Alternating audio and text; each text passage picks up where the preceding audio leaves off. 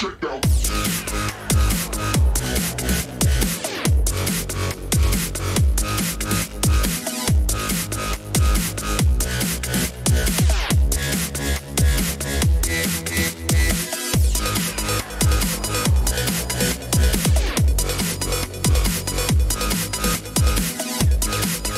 les amis, bonjour et bienvenue sur Aki Télé. C'est un match qu'on attend tous, vous les supporters, tous ceux qui aiment le foot. Bordeaux-Rodez, vendredi 2 juin, 21h. Les Girondins vont jouer leur saison sur ce match. Et bien évidemment, nous sur Aki Télé, on avait envie d'en parler.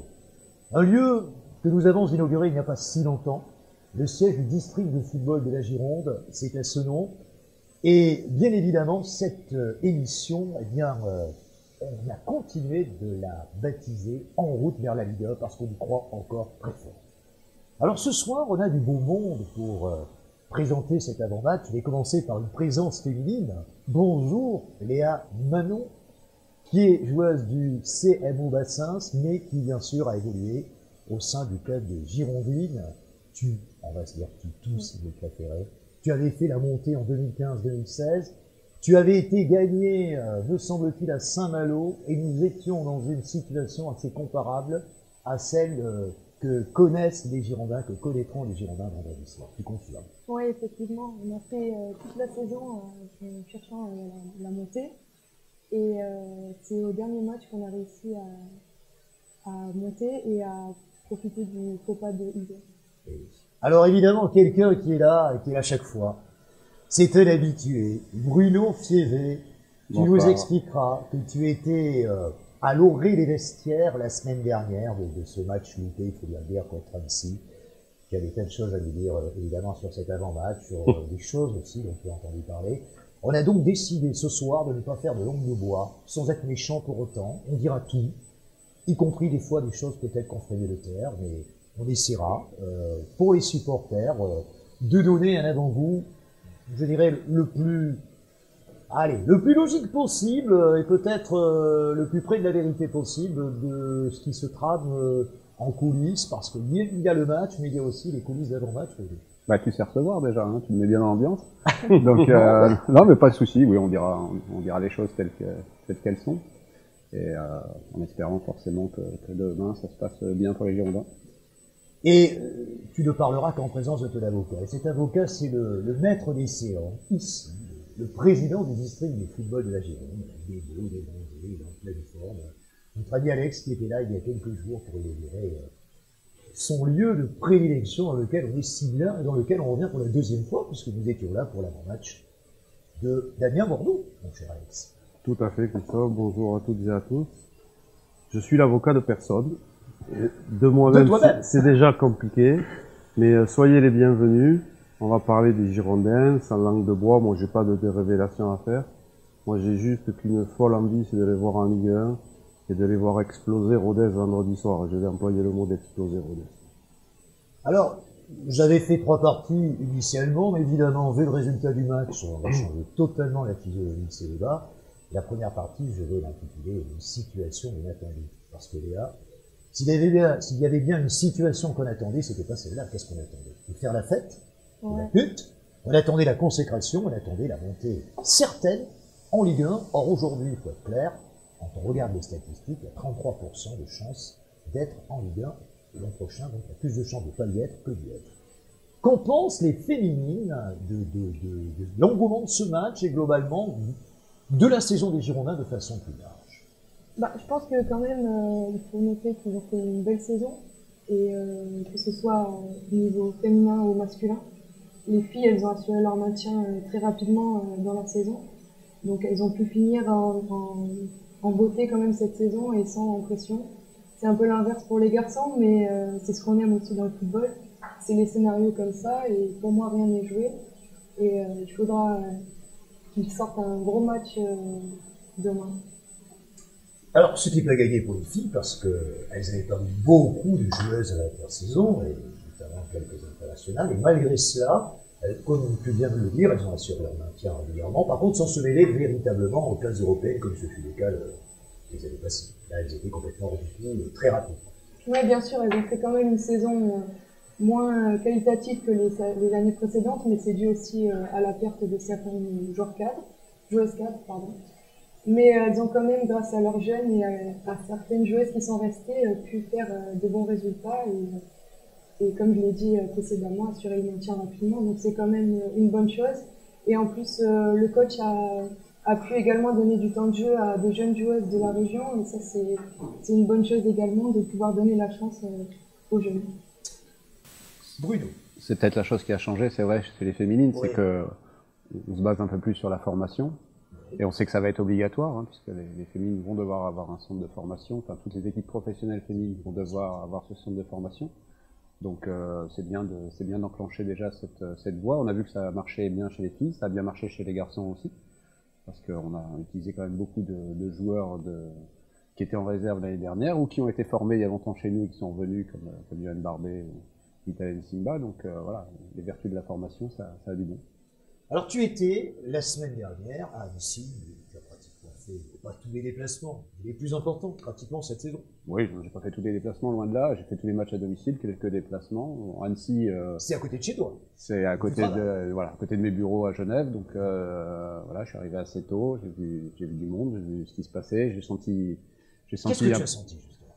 Ouais, j'ai senti ce qu'on a ressenti, c'est-à-dire un peu de fébrilité chez les joueurs au début du match, dans un parc des sports qui était bondé à craquer, où il y avait une très grosse pression, beaucoup d'animosité, pas négative, mais forcément Annecy jouait aussi quelque chose d'important, ils jouaient leur maintien en Ligue 2, donc c'était au moins aussi important pour eux que nous de jouer la montée, puisque c'est quand même leur objectif, c'est de se maintenir. Donc on est tombé sur une équipe qui était ultra motivée, qui est rentrée dans le match comme j'y avais imaginé. Pour moi, c'était un match qui ressemblait un peu au match qu'on avait joué contre Bastia à la maison. C'est un match d'hommes. Et on n'a pas répondu présent au moins dans les 20 premières minutes. Et après, on a couru après se remettre déjà dans le match. Ça a été dur. La deuxième mi-temps a été de bonne facture. Même si pour moi, il y a des changements qui sont arrivés un peu tard parce que l'équipe était... il fallait changer des choses, à mon avis. On l'a vu d'ailleurs, hein, qu'en changeant des choses assez tard, les 15-20 dernières minutes, on aurait mérité un minima d'égaliser. Comme disait Gaëtan après le match, si on égalise, on gagne le match, parce qu'ils auraient craqué. Je pense qu'il a raison. Mais voilà, on n'a pas égalisé parce que je pense que c'était peut-être un peu tardif de faire certains changements. Mais voilà, après, comme j'ai déjà dit dans d'autres émissions, hein, en France, il y a 60 millions de sélectionneurs. Donc c'est toujours facile après de refaire le match et de dire il aurait fallu faire ci, ça. On est là pour ça, mais on n'est pas là non plus pour. Enfin, on n'a pas forcément raison. Quoi. On peut faire après, on a toujours raison. Avant, on sait pas. Donc voilà. Peut-être que c'était un match piège, qu'on n'avait pas anticipé que ce serait un match aussi piégeux dans un parc des sports qui, encore une fois, était vraiment acquis à la cause annécienne, même s'il y avait beaucoup de supporters girondins qui avaient fait le déplacement. Mais voilà, ils ont su mettre la pression dès le départ. Ils marquent très tôt sur une erreur un peu bête. On perd un ballon un peu bête et derrière. De l'ancien Bordelais. Je te rappelle que celui qui amène le but, je ne me souviens plus le nom, je suis tout à fait honnête avec toi, a gagné la Coupe Gambardella en 2013. Et c'est lui qui est un danger constant sur le côté gauche. Pratiquement toute la première mi-temps, on n'est jamais trahi que par les siens. Tu connais le proverbe. Oui, là, ça l'a été. C'est pas faux, mais voilà. Après, quelle que soit la personne qui fasse la passe décisive ou le but, voilà, on peut s'en prendre qu'à nous-mêmes parce qu'on n'est pas bien rentré dans le match. Et alors ça, c'est le début du match, et à la fin du match, forcément. SKS fait un match extraordinaire, le gardien de. Voilà, le match est propre du côté du gardien, même si nous, de notre côté, je trouve que les joueurs ont fait un match propre aussi. En tout cas, Gaëtan dans les buts a été très bon. Les arrêts déterminants. Voilà, Greg Gersen derrière a été excellent, Johan Barbet était bon. Enfin voilà, on a eu 2-3 joueurs qui ont bien tenu la baraque. Mais les autres, il y avait peut-être un peu de fébrilité. J'ai ressenti ça et ça se comprend aussi, hein, parce que ça reste une équipe qui est très jeune. Mine de rien, et voilà, sur ce genre de match, c'est plus facile de craquer. Donc, alors, moi, j'ai soulevé ce petit problème avec Alex. Je vais prendre l'exemple d'un joueur, hein, on va tester d'accuser quoi que ce soit. Il s'agit d'un chirurgien qui s'appelle David Hatchfield. Moi, je trouve qu'il y a deux David Hatchfield. Il y a celui qui joue ici, qui est percutant, qui fait la différence. Il y a celui qui est à l'extérieur, qui est d'une discrétion étonnante, et qui ne fait pas la différence. Et pas question, je dirais, aussi de jeter la pierre à ce joueur-là, qui est jeune, qui a 21 ans. Quel est ton avis? Est-ce que ce début de match dont parle Bruno, il aurait fallu le négocier autrement et ne pas laisser respirer cette équipe d'Annecy, lui faire comprendre qu'elle n'avait aucune chance ce soir-là? Est-ce qu'on a fait ce qu'il fallait? Mais j'ai beaucoup de mal à parler après. Bien sûr. C'est tellement facile. Bien sûr qu'il aurait fallu le négocier autrement, parce que si on avait gagné 3-0, on se dirait pas ça ce soir, on se dirait... On serait là quand même. On l'a très très bien négocié, oui, on serait là quand même, mais je dirais, je crois que Bruno a raison, je pense que c'est des garçons qui ont été certainement pris par l'enjeu, que l'enjeu a pris le pas sur le jeu, et qu'ils sont peut-être pas habitués à ces grands matchs à enjeu, parce que il y a une pression inévitable, même si le staff, même si la direction du club ne veut peut-être pas mettre la pression, mais la pression elle est là, ils savent très bien, ils sont pas fous, ils savent très bien. Moi je voudrais surtout qu'on fasse ressortir les espoirs qu'on est en train de nourrir, parce que même si on peut faire dire ce qu'on veut aux chiffres, c'est-à-dire tu dis on a 33% de chance, oui. Ça reste beaucoup, hein, 33%. Ça reste énorme. Ça reste énorme, parce que je vais juste rappeler qu'au mois de juillet de l'année dernière, on aurait tous signé avec les pieds et les mains pour avoir 33% de chance à la dernière journée de montée. Et on est 33%, ça veut dire qu'on a tous la même chance. Voilà. Donc le Havre va perdre contre Dijon. Nous, on va battre Rodez avec plus de 3 buts d'écart. Et puis c'est fini, on fêtera. J'ai entendu dire que tout le monde voulait baptiser le Matmut Atlantique d'un grand événement. Rendez-vous vendredi soir 20h45. 1h45 après, il y aura un grand événement à Bordeaux. Ça sera le premier, parce que finalement, les Girondins n'ont jamais créé un vrai grand événement depuis 2015, quand on y réfléchit. Les grands événements, parce qu'il n'y a pas eu. Internationaux. Parce qu'il n'y a pas eu. Il n'y a pas eu l'occasion. Il n'y a pas eu l'occasion. Là, c'est l'occasion. C'est l'occasion, tout à fait. Alors, Léa, tu vas nous apporter un éclairage sur le dernier match que vous aviez joué lors de la montée à Saint-Malo. Parce que vous étiez exactement, on le disait en introduction, dans ce cas de figure. Raconte-nous un petit peu ce match, la façon dont vous l'aviez négocié. Vous deviez absolument gagner, puisque je crois que vous étiez à égalité de points avec Isère, hein, et je crois que vous êtes monté à la différence de but. Ou un point, je ne sais plus. Ouais, un point, il me semble. Comment on avait vécu cet avant-match, finalement, du côté des Girondins? À l'époque, tu étais une toute jeune joueuse, tu avais 19 ans, me semble-t-il. Non, j'avais 16 ans. 16 ans? Ouais. Ah oui, alors encore plus jeune que je m'imaginais, mais tu n'étais pas titulaire, évidemment. Si. Tu l'étais? Oui. Tu es une ancienne Blanquefortaise aussi. Oui.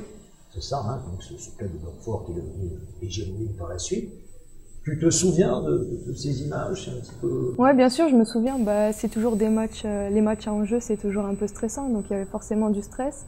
On a du stress à 16 ans? Ouais. Encore plus même, je pense, que quand on est plus âgé. Ouais, il y avait du stress, mais il y avait aussi l'innocence qui a pris le dessus, et du coup, j'étais stressée. En plus, je suis de nature stressée de base, donc très stressée avant le match, et puis dès que ça a sifflé, ça y est, faut jouer. C'était Vigneron, l'entraîneur, le coach? Oui, c'était Anthony Vigneron et Théodore Genoux. Absolument. Qui était un sanguin. Hein.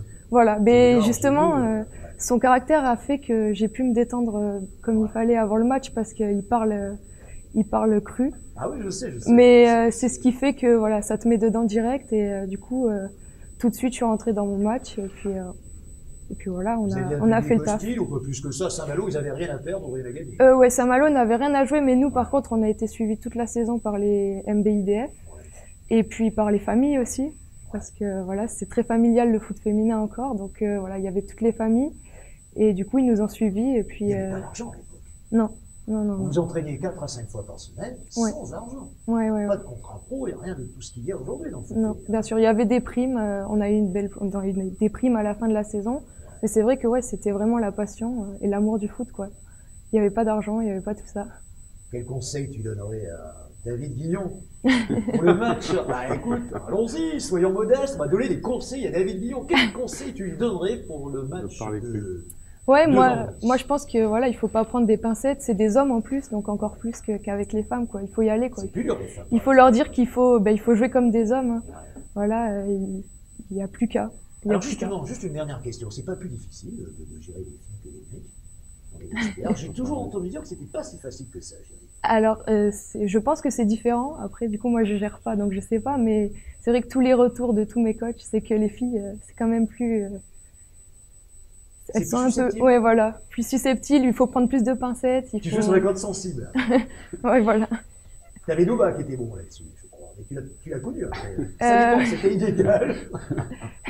Question suivante. Joker. Ouais, Joker, voilà, on va éviter. Bon, d'accord. On a dit qu'on fracasserait personne, absolument pas. Tout à fait. Surtout pas lui. On va se fâcher avec personne, hein, et surtout pas avec Jérôme Nova. C'est un garçon charmant par ailleurs, que je connais, que j'apprécie. Bruno, cette situation inattendue nous fait... On est bien obligé de dire qu'on ne maîtrise rien. Et on va se le dire clairement. Le match dont on a le plus peur, c'est pas celui-là. C'est évidemment celui de Metz. Parce que la question est là, il faut l'aborder clairement. Bastia va-t-il jouer le jeu? On a dit qu'on parlerait sans tabou, on parle sans tabou. Oui, les informations qu'on a, c'est que... Officiellement, oui.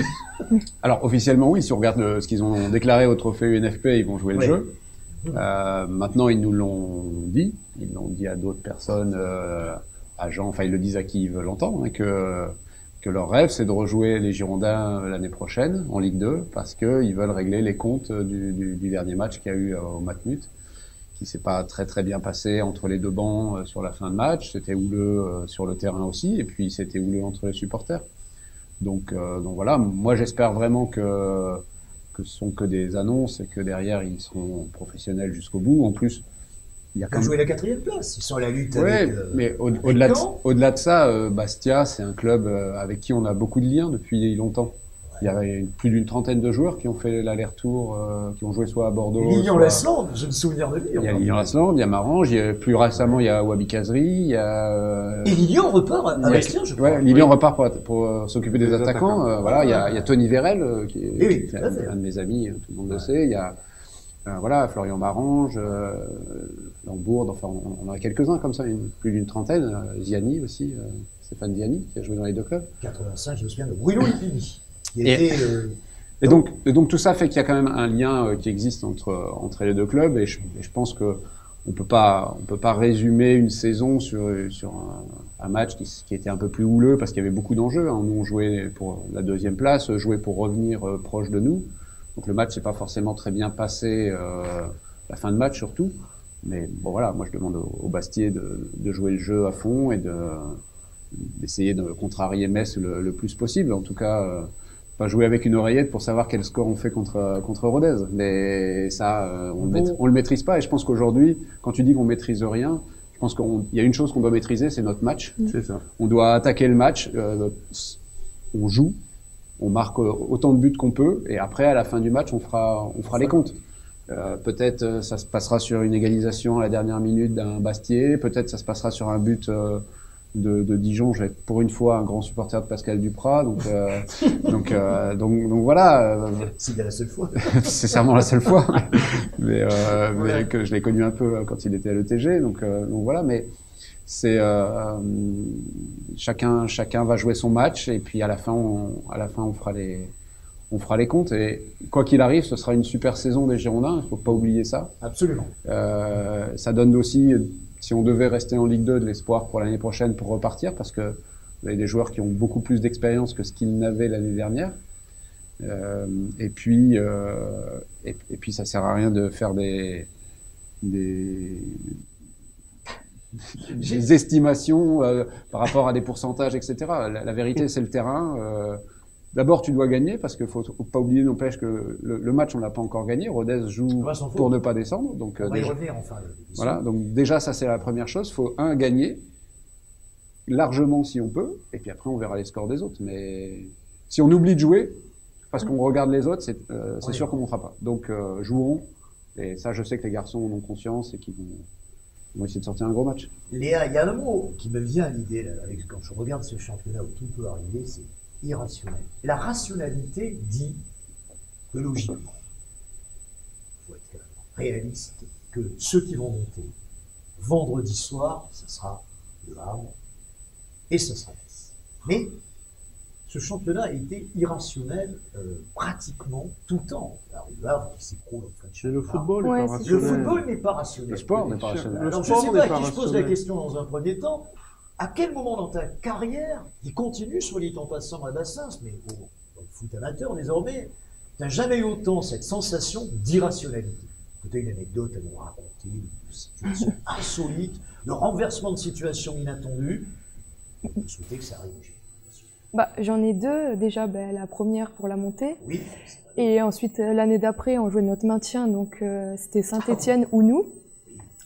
Et donc, Saint-Étienne jouait une équipe de bas de tableau. Et nous, on rencontrait le Paris Saint-Germain lors de la dernière journée. Au final, on gagne 2-0 à la mi-temps contre Paris.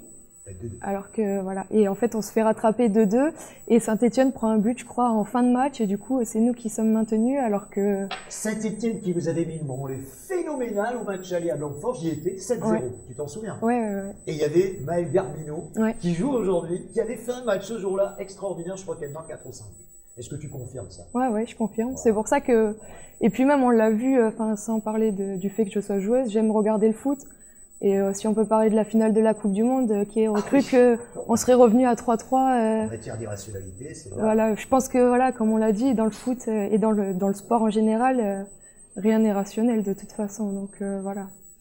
Pour moi, tout est possible et comme l'a dit Bruno, faudra jouer jusqu'au bout et ensuite on verra, on fera les calculs. Fin de cette première partie, une situation inattendue, mais où on peut espérer. Et on va bien sûr maintenant faire le bilan de la saison de ces Girondins, une émission tout entière tournée sur le club des Girondins de Bordeaux. On marche vers la Ligue 1, on y va, on va essayer de le croire très fort et on va le faire croire évidemment à tous nos téléspectateurs et à tous les supporters. Alors bilan de la saison avec toi Alex, quels sont les tops, quels sont les flops? D'abord je voudrais te reprendre sur un phrasé, c'est « moi je ne vais pas essayer ». Oui. C'est moi j'y crois. T'y crois. Si nous, on n'y croit pas, qui va le faire? Qui le fera? Absolument. Donc, j'ai entendu des choses insensées sur les réseaux sociaux. Un mec qui disait ça fait 3 nuits que je dors pas. C'était hier, et je me disais, mais le foot est devenu complètement fou. C'est-à-dire que le gars, tu dors pas parce que tu as perdu un membre de ta famille. Non, mais ça ferait partie. Mais c'est fou. Non, mais honnêtement, enfin, nous, on s'est pas mal écrit avec Léa après le match. On n'a pas bien dormi, personne n'a bien dormi le vendredi soir. J'étais avec Arnaud de Carly, il n'a pas dormi. Je pense que tout le monde a passé une très mauvaise nuit. La nuit d'après n'était pas terrible non plus. Bon, lundi c'était férié, ça a aidé un peu. T'étais plus agressif, tu te sentais nerveux, vous vous sentiez nerveux tous les trois? Non, moi je me sentais pas nerveux. J'étais énervé du scénario du match, j'étais énervé parce que ça nous tend les bras et qu'on sent que ça nous échappe. C'est toujours pareil. En plus, on est spectateur, on n'est pas acteur. Quand on est acteur, on a l'impression qu'on peut faire quelque chose. Là, on se sent tellement impuissant que c'est un côté énervant. Mais au final, moi j'ai la chance de les connaître tous. Et de les avoir vus après le match, je sais dans quel état ils étaient. Donc, si les supporters ont mal dormi, j'ose à peine imaginer ce qu'en étaient les joueurs. Le retour a dû être difficile. Ça a été très compliqué. En plus, il y a eu un contrôle antidopage qui a duré je ne sais pas combien de temps pour Vital et puis pour Badji. Il y a eu des problèmes après l'aéroport au retour à Lyon administratif. Ils sont arrivés à 4h30 du matin dimanche, avec 3 de nos joueurs qui devaient partir à Paris pour l'UNFP pour la remise des trophées. Donc voilà, ça n'a pas été simple, c'est pas simple à gérer parce que voilà, le groupe, chacun part un peu de son côté, alors qu'il y a un match hyper important à préparer. Donc voilà, maintenant, après, dès lundi, ils se sont replongés dans le quotidien d'un footballeur professionnel. Voilà, et puis voilà, c'est des pros, ils doivent jouer et on doit tous avoir conscience qu'ils vont tout donner et être derrière eux. Et comme le président l'a dit, le stade doit être plein, 42 000 spectateurs, on doit pousser et puis espérer. Alors, bilan de la saison, les tops, les flops. Les tops. Les flops, on vient d'en parler pendant, je dirais, de longues minutes, c'est qu'aujourd'hui on devrait être tranquille et on l'est pas. On n'a pas cité de joueurs. Est-ce qu'on a le droit de le faire? Est-ce qu'on a le droit de dire c'est pas l'objectif. C'est pas l'objectif. Personnellement, j'en citerai pas. Ouais. Ou alors j'en citerai parce que je les ai trouvés très très bons. Oui. Mais tu peux donc parler que des tops. Qui accepte parmi vous de se dire mais il y a eu des flops? Moi, je vais vous dire le flop de la saison, oui. Qui n'a rien à voir avec l'équipe première. Pour moi, c'est la descente en R1 de l'équipe réserve. En voilà un flop. Ça pour moi. Alors que, en plus, j'adore Romain Ferrier, qui est l'éducateur, l'entraîneur en charge de l'équipe réserve, et je sais qu'il est malheureux comme la pierre de ce qui arrive. Mais pour moi, ça c'est à la limite, c'est presque pire que de ne pas monter, parce que imaginez-vous l'année prochaine. Un joueur, qu'on soit en Ligue 1 ou qu'on soit en Ligue 2, un joueur professionnel qui se blesse, vous pouvez pas le faire reprendre avec la R1. C'est meurtrier quelque part. C'est pas possible. Donc cet écart qui se creuse, pour moi, ça c'est un vrai flop de la saison, parce que ça va nous handicaper au moins la saison prochaine. J'espère qu'on va tout de suite revenir en National 3. Et c'est aussi très difficile de faire venir des jeunes, parce qu'un jeune qui a la chance d'être repéré par les Girondins ou d'être repéré par un autre club professionnel, bah, s'il voit que la réserve elle est en N2 ou que la réserve elle est en R1, il va pas forcément choisir la réserve en R1. Donc ça peut aussi nous handicaper sur notre recrutement. Ça, pour moi, c'est quelque chose qui m'a fait aussi souffrir ce week-end. C'était vraiment pas un bon week-end sur plein de plans, et sur le plan sportif, vraiment pas. Et voilà, ça pour moi c'est le flop. Pour toi c'est un flop. Pour moi c'est le flop, parce qu'en début de saison, je me dis que cette équipe, avec des jeunes, avec le renouveau, avec l'attractivité de l'équipe première, elle peut monter. Elle peut monter en N2. Et en fait, non seulement elle monte pas, mais elle se retrouve reléguée en R1. Et ouais, pour moi c'est le flop de cette saison. On va pas parler de joueurs. Non. Bah, après, t'es t'es deuxième ex aequo. Oui. Il n'y a pas de flop. Il y a des joueurs qui ont surperformé, il y en a qui ont sous-performé, mais il n'y a pas de flop. Qui a le plus sous-performé, selon toi? Et selon vous? Je suis un peu comme Alex, je pense qu'il y a ceux qui ont surperformé, c'est-à-dire... Alors commençons par la surperformance. Mais moi, par exemple, à titre personnel, qui les connaît beaucoup moins que Bruno, je trouve qu'un garçon comme Johan Barbet a fait une saison extraordinaire. Sur tous les plans. Absolument. Que si on avait pu avoir déjà avant... Peut-être qu'on ne serait pas en Ligue 2. Absolument. L'année prochaine, tu l'as Barbet en place de marché, mais après, en Ligue 1 encore cette année. Les buts décisifs sur coup franc, très souvent il débloque les matchs. Oui, et puis j'imagine, même sans y être, j'imagine que c'est un vrai meneur de vestiaire, que c'est un vrai papa avec les garçons. L'aura qu'il a. Voilà. Après, sincèrement, je me suis... Un Vittel Siba avec une très belle satisfaction aussi. Je me suis tellement ennuyé en Ligue 1 la dernière saison, que j'ai pris un panard d'enfer cette année en Ligue 2. Et puis moi, je vais vous dire, le top pour moi du club, c'est qu'il a retrouvé un tissu, un lien avec son monde amateur. Ça, c'est le plus gros des tops. Alors après, effectivement, si on pouvait être en Ligue 1 l'année prochaine, ça sera formidable. Et après, je souffre quand j'entends parler Bruno, parce que j'ai essayé de l'oublier, l'épisode de la descente de la Nationale 3. Parce qu'il va falloir remonter, parce que je vais juste rappeler que pendant les 2 prochaines saisons, sur 3 poules de R1, il n'y aura qu'une montée. Oui. Il y a quelque chose de très symbolique, Alex. Lors de l'inauguration, tu avais ici, me semble-t-il, Patrick Battiston et Yannick Stopira, oui, tout à fait, qui s'occupent du centre de formation. Tout à fait. Et à qui on peut tirer un grand coup de chapeau, je pense. Il faut les remercier parce qu'il y a ce lien étroit avec le district désormais qui n'y a pas toujours eu. Il ne faut pas oublier des gens comme David Lafarge, il ne faut pas oublier des filles comme Sylvie Pépin, etc. Oui. Mais je pense que s'il n'y a pas une volonté de la direction du club, le directeur, etc., on ne peut pas renouer ce lien. Malgré cela... Pourquoi cet ancrage n'existait-il pas pendant des années? Tu sais, tu me connais un peu, moi je suis quelqu'un de très factuel, et à un moment donné, faire des analyses d'avant qui ne serviront à rien pour demain, en gros. Moi, ça m'intéresse pas. Il y a un passé, j'ai envie de dire, le club a l'air de vouloir s'en servir pour renouer tous les mercredis, dans les mercredis 100% girondins, avec Paul Bays, on est sur une école de football. On a des centaines d'invitations à donner aux écoles de football sur tous les matchs des Girondins de Bordeaux, etc., etc. Et nous avons une loge aux Girondins de Bordeaux qui permet d'inviter les présidents, des arbitres, etc. Demain, on aura une loge de 12 personnes avec 12 arbitres. Il y a des choses qui se font. Alors voilà, il faut que ça continue. Mais il faut effectivement que le sportif suive. Je vais rappeler juste que l'équipe de National 3 descend sur une erreur administrative. Léa, une chose qui a pu me choquer, qui doit vous choquer à tous les trois, mais bon, je m'adresse à toi en particulier, le nombre de jeunes qui arborent des maillots différents de ceux des Girondins de Bordeaux. Beaucoup de maillots du Paris Saint-Germain. Déjà, c'est très symbolique. Il va falloir reconquérir les jeunes générations. Vous les filles, vous portez quel type de maillot? Les maillots de bain. À l'entraînement. Parle. La vérité. Bah nous, on a des équipements du club, donc forcément on porte les maillots de notre club, donc les maillots de vacances. Que ça? Ouais, on n'a pas le droit de mettre une autre tenue que celle du club. Alors, je vais reprendre là-dessus. C'est vrai que parfois j'ai la chance d'accompagner Alex sur les mercredis avec Paul Bays et David Lafarge. on voyait plus de maillots des Girondins et on en revoit. Oui. Et ça, c'est important à dire. On voit de moins en moins de maillots de PSG. On se demande pourquoi. Au profit des Girondins de Bordeaux. On va s'en réjouir. Je veux dire, voilà. Il y a 30 ans, on ne voyait que des maillots des Girondins. Oui, mais il y a 30 ans, on était en Ligue des Champions toutes les on saisons. était sur le toit de l'Europe. Donc voilà, je veux dire, c'est...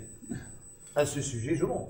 Mais bien sûr, mais tu peux... Ah oui, quand même. Hein. Champion en 2009.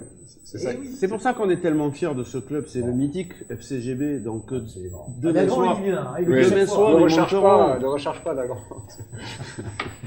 Il est toujours là. Même quand il n'est pas là, il est là. Salut mon ami Eric. Il va nous mettre le feu. Je n'en doute pas. Vendredi. Je crois qu'il n'y en a pas besoin de lui pour qu'on mette le feu parce que le stade sera en fusion quoi qu'il en soit. Il va encore accentuer ce feu. Le président a demandé dans la presse cette semaine que ce soit pas que le virage sud qui mette le feu, mais que ce soit les 4 côtés. Bien sûr. Et je pense que ça c'est important. Il faudra tous jouer le jeu dans les loges, dans les présidentielles, partout. Voilà, partout. Que le virage nord, le virage sud, les virages, les latéraux, voilà. On devra tous. Léa, la saison est terminée à Sens? Non, on est en demi-finale de Coupe d'Aquitaine. Demi-finale, vous battez la référence absolue en Nouvelle-Aquitaine, excepté les clubs pro, qui est Arlac. Oui. Ah, c'est génial. Qui de surcroît monte, me semble-t-il, en Détroit. Oui, c'est bien ça. L'année où ils montent en Détroit, vous les sortez. Alors, est-ce qu'elles avaient aligné les filles de l'équipe au grand complet ou est-ce qu'elles avaient envoyé les seconds couteaux? Soyons honnêtes. Non, bien sûr, c'était leur équipe. On a joué 3 matchs cette saison contre elles, on en a gagné 2. Je connaissais pas, tu sais, à l'époque où j'étais journaliste à Arlac, je connaissais absolument pas ce club de bassin. Il n'existait pas. Il n'existait pas, c'est ça. Hein. Avec les filles, il n'existait pas. Cédric Bory, le président, fait un travail énorme avec ses féminines. Il a un coach qui est capable. Ibrahim Adjou. Voilà, qui est capable de leur faire monter la dune du Pilat sur les mains. Et c'est formidable, mais c'est vrai qu'il y a une. Et on veut la vidéo d'ailleurs. C'est pas une blague. Hein. Il y a une très très belle équipe à Bassins, oui. Ouais, c'est très très bien. Vous jouez où? Au stade Séguinon, c'est ça? Oui, c'est ça. Tu vois, j'ai retenu les noms des stades. Je les ai tous faits dans la région, et surtout dans la métropole bordelaise. Donc j'ai une mémoire extraordinaire pour les noms des stades. Je ne sais pas pourquoi. J'ai pris quelques branlées là-bas à Bassins, là, si mes souvenirs sont bons. Même si le club n'a jamais joué à très haut niveau, les clubs masculins me semble-t-il. Jamais. Hein. Là, ils sont en R3, mais je ne sais pas s'ils ont joué... Ils ne sont jamais montés en R1, me semble-t-il. Non. Non. Même dans l'histoire. C'était en Barresse, l'Euroclub, dans ce secteur-là, pendant des années. Lormont. Ah, Lormont, bien sûr. Il y a eu des sacrés joueurs à Lormont. Ah, bah ouais. Les frères Sané. Ah oui, les frères Sané, on a eu Trévinas. Il y a plein de joueurs qui... Lamine qui est revenu à Lormont. Qui est revenu au Bercail. Il est directeur sportif à Lormont et qui est sur le banc de la première. Et qui est souvent au match des Girondins. Qui est très souvent au match des Girondins. Alors, il faut qu'on parle un petit peu de Rodez. Hein. Alors là, je sais que notre ami Jean-Claude Marnier est dans les starting blocks parce qu'on va vous présenter un petit peu la ville de Rodez. On aurait dû avoir, évidemment, le président de Rodez, mais on aurait dû avoir aussi certains... Antoine Valério, qui est un petit béglé. Et oui, un petit béglé que tu connais bien, des bons malheureusement. Oui, je l'ai vu en culotte course. Ça aurait été tellement sympa. Est-ce que tu crois vraiment qu'ils ont envie de parler avec des Girondins de Bordeaux-Rodez? Ils ont pas envie de célébrer les Girondins alors qu'ils ne savent même pas ce qu'ils vont devenir. Peut-être plus tard. Ils viendront chercher leur sauvetage à Bordeaux. C'est dommage, ils repartiront ensemble. Alors on va regarder un tout petit reportage qui dure très peu de temps sur la ville de Rodez et ensuite on va parler de l'adversaire du jour et des Reuténois et de l'Aveyron, une belle région. C'est parti pour ce petit reportage sur Rodez.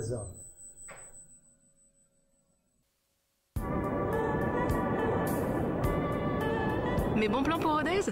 Je suis Marion, animatrice de l'architecture et du patrimoine et je vais te conter ma ville.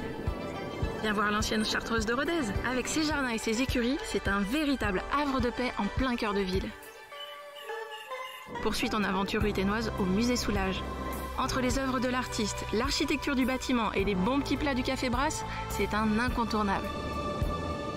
Flâne dans les rues ou à la table d'un bon restaurant aveyronnais. N'oublie pas la cathédrale Notre-Dame de Rodez, classée monument historique.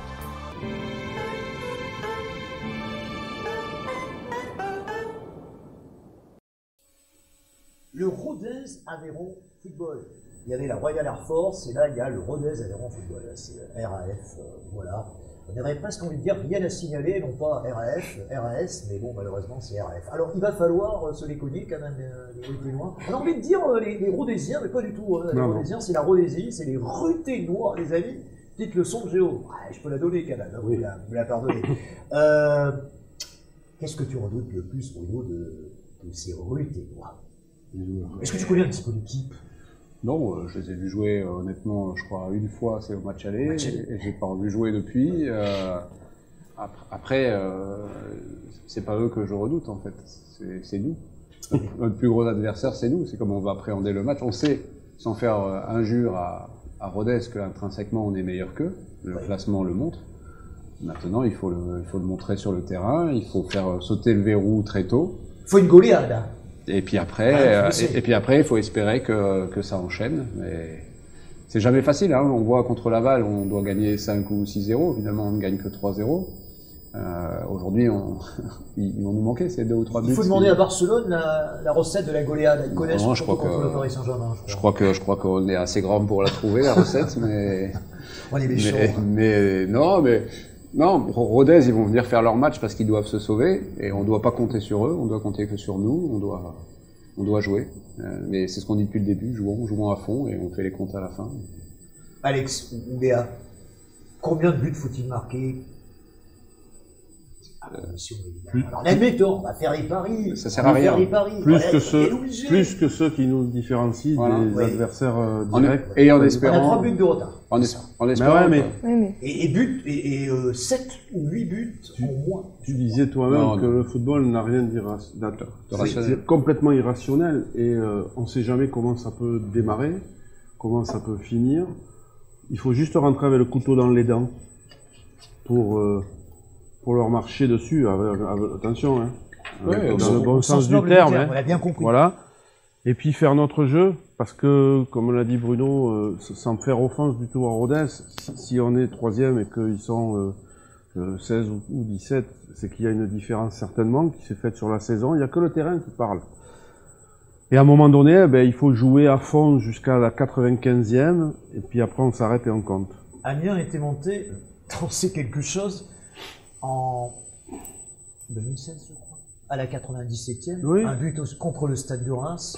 Avec un super entraîneur. Avec un super entraîneur que tu aimes bien, tu vas le rappeler parce que tu nous le dis chaque fois. Non, je le rappelle. Qui entraîne au Serre aujourd'hui, c'est bien lui dont tu parles. Aujourd'hui, voilà. Puis on va dire le nom pour les non-initiés quand même. Hein. Je te laisse le dire. Bon, non, je te laisse le dire. À toi l'honneur. Non, mais c'est bon. Et moi, je voulais vous parler aussi d'un entraîneur qui est un Aveyronais et qui dirige Bastien, parce qu'on ne le sait pas, mais Régis Brouard a fait remonter Rodez en 88-89. Rodez ensuite a passé un long bail dans les catégories inférieures et n'est revenu en Ligue 2 qu'en 2019. Ils ont un stade qui s'appelle le stade Paul Lignon et pendant plusieurs mois, je ne sais pas si vous le savez, ils jouaient à l'extérieur parce que le stade n'était pas homologué. Et le stade est en plein travaux puisque j'ai eu le bonheur il y a 3 semaines ou un mois de faire une réunion à Rodez. Oui. Des présidents de district et on a été visiter le stade, on a été très très bien reçus et c'est un magnifique petit écrin qui ressemble un peu au Noustecamp à Pau. Donc un petit stade, 5-6 000 places. Oui, c'est ça, oui, je pense, mais un petit stade de Ligue 2 pour la ville de Rodez, oui, ça doit faire 20 000 habitants à peu près. Voilà. Ils viendront pas pour visiter Bordeaux, hein.